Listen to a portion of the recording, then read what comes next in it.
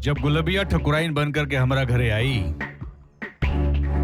तो तू हमार ससुर हो जाइबा, और जब तू हमार ससुर हो जाइबा तब हम तो के कोनो चीज का, रुपया पैसा धन दौलत कोनो चीज का कमी नहीं होके दे।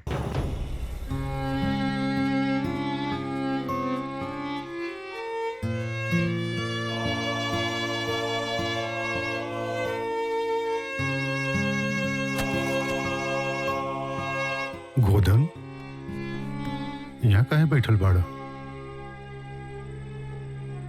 अरे तोहार आंख काहे लाल बा? रोवत बाड़ा का?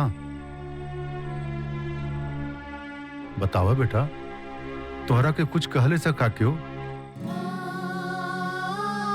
हमरा के न बतईबा तो केकरा के बतईबा? तोहार माई जिंदा रहती तो हमरा के सब कुछ मालूम पड़ जाए, काहे वो हमरा से सब कुछ साझा करत रहनी।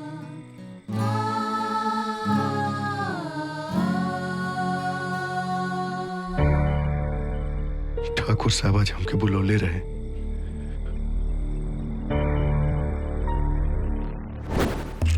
देखा गुलबिया, तो से बियाह करे का फैसला हमार बा। हम तो के सामाजिक रूप से अपनावल चाहत बानी, बाकी तो हम लोगन आपस में समझ ला जा। जितना रुपया पैसा चाहिए, जितना सब मिली, सब कुछ बा हमरे पास। बस अपन मुंह खोला जा। ये तो बहुत चिंता का बात बा, लेकिन ये हम ना होके देव। ना बाबूजी, कुछ करे के जरूरत नहीं। आई बैठी। काहे की चिंता न करी, हमनी के गरीब बाणी जा, ठाकुर कुछ भी करी हैं। गुलबिया भी वही जा रहे और ठाकुर के साफ साफ मना कर देलस। जब हमनी के साथ गुलबिया बाड़ी तो हमनी के चिंता करे के का जरूरत बा। रउआ चिंता मत करी। ठीक बा बेटा। बेटा तू कितना समझदार बड़ा, कितना समझदार बड़ा।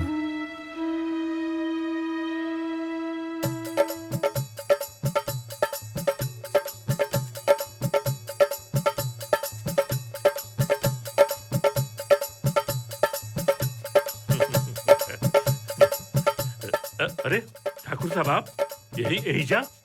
हाँ, कुछ बहुत जरूरी बात करे करला तोरा से, अकेला में। हमसे? जी।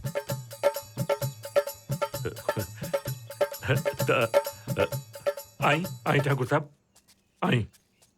बताई का आदेश बा? अब कैसे बताई मंगरू बाबू, लेकिन बतावे के तो पड़ी। जी। आपका बेटी गुलबिया हमें बहुत पसंद आ गई बा।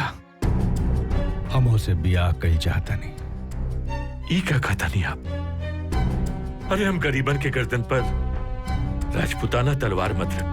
हमरा के गलत मत समझा मंगरू बाबू, बिल्कुल गलत मत समझा। सच कहता नहीं, हम बहुत नेक इरादा से आयल बानी। ठाकुर साहब, आपका इरादा कितना भी नेक होके, हम आपके बियाह गुलबिया से नहीं कर सकेंगे। हम गुलबिया के बियाह अपने दोस्त नंदू के बेटा गोधन से करे जाते हैं। वो लोगन के बियाह की तैयारी तो आप देखते बानी, और वो लोग भी एक दूसरा से बहुत प्यार करेला। और कल पंडित जी भी बतावत रहला कि वो लोगन का 7 जन्म का साथ हो।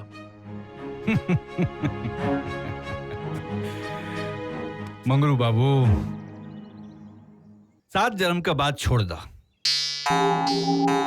एक जन्म का बात सोचा। एक जन्म का बात सोचा।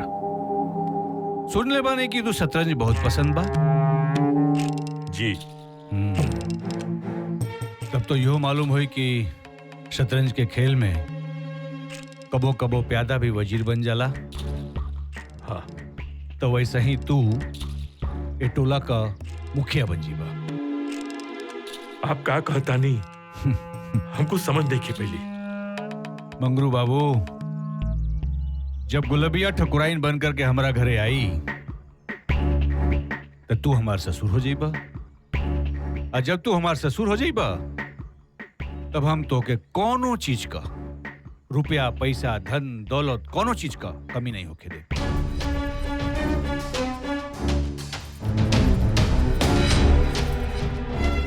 और तू वो पैसा से अपन रुतबा बढ़ा लिया, तू ये टोला का किंग हो जीबा। काहे नहीं का समझाती बात के? तू समझे के कोशिश कर। हम का कहता नहीं, समझे के कोशिश कर। समझ गिला ना? है रखा ठीक बा।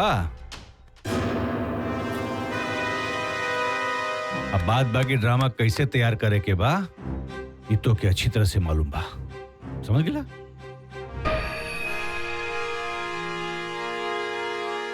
ठीक बा ना? चलो तानी। हाँ, नमस्कार नमस्कार।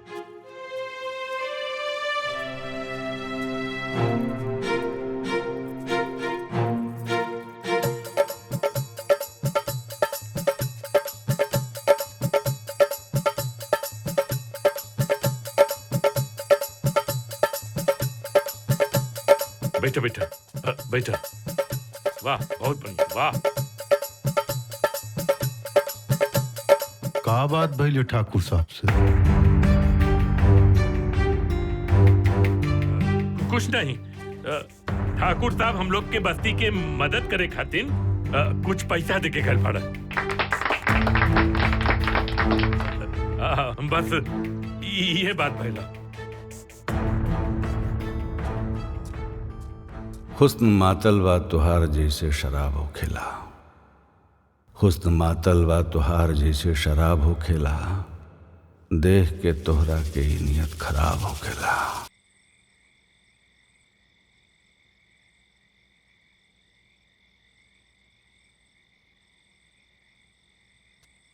ये सब का चल रहा बाजी? हमरा के ही बताई, मंगरवा के इतना रुपया रवा काहे के देनी है? अरे हम कुछ पूछ रहल बानी, सुनाई देत नहीं खे?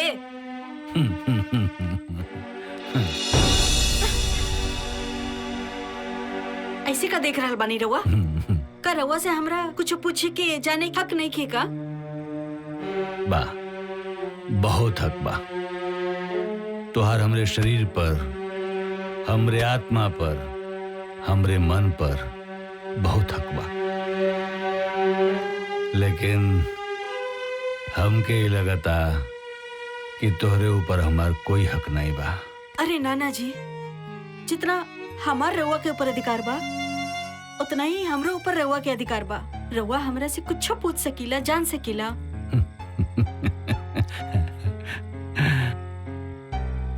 बिना पूछले बिना मंगले कुछ ना देबू। रवा बात के बनाई मत। पहले हमरा के ये बताई कि मंगरवा के इतना रुपया रवा काहे के देनी है?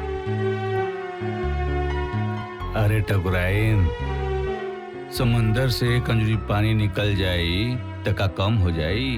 ना, कम ना होगी। लेकिन वो एक अंजुरी पानी काहे खातिर निकलल बा? इतना जाने का अधिकार हमरो बा। ओही अधिकार से हम पूछ रहल बानी।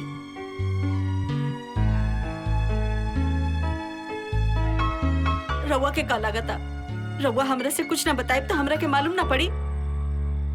अरे हमके सब मालूम पड़ चुकल बा। का मालूम पड़ चुकल बा? हाँ, बतावा बतावा का मालूम पड़ चुकल बा? अरे गुलबिया के खरीदे के, ओकरा से ब्याह करे के पूरा इंतजाम हो चुकल बा। तमे गलत का बा? अरे अपने हवस के शांत करे के खातिर एगो मासूम के बलि चढ़ाई रहुआ। खामोश खामोश ठकुराइन, तो हमरा के हवसखोर बना देलू। तोरे नजर में आज हम रावण हो गईली। हमरे बाप दादा के इतनी दौलत, इतनी जागीर, इतनी मिल्कियत, लेकिन ओके चलाए वाला क्यों ना? न तो एक ठे बेटा, न तो एक ठे बेटी।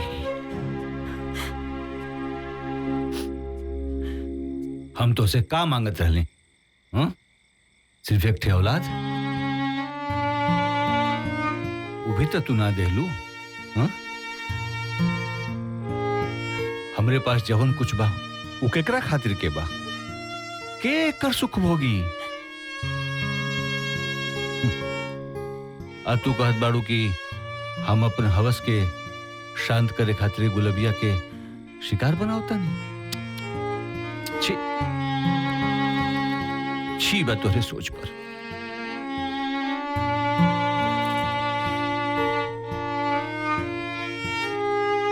एक ठे बात बतावा, तू हमके उम्र में संतान दे सकेलू?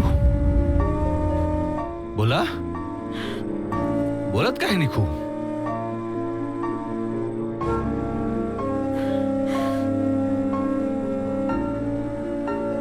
हाँ ठकुराइन, ये सच बा। ये सच बा कि हम गुलेबिया से शादी कल चाहत बानी। हम ओके घर में दूसरे की ठकुराइन बनावल चाहत बानी। हम ओके तोहार सवत बनावत बानी। लेकिन ये सच नहीं खे ठकुराइन, ये सच नहीं खे कि हम ओके सिर्फ हवस खातिर के आपन बनावल चाहतानी।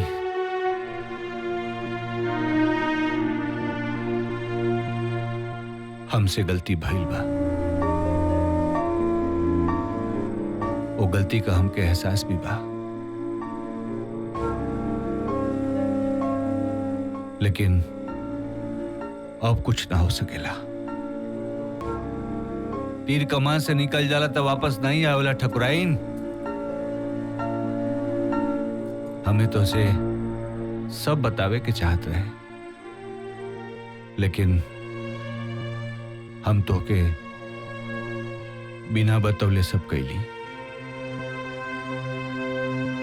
हम रवा के दर्द समझ सके नहीं, लेकिन हम रवा के ई पाप नहीं खी करत देख सकत। ये जी, गोधन और गुलबिया एक दूसरे से प्यार करेला, उन्हीं के साथ अन्याय मत करी रहुआ। ठकुराइन, हम बहुत आगे बढ़ चुकल बानी, तो बीच में बिल्कुल मत पड़ा। तो ठीक बा, हम कुछ सोच ले बानी। अब हम देखा तानी ओहनी के केहू कैसे अलग कर सकेला। हाँ?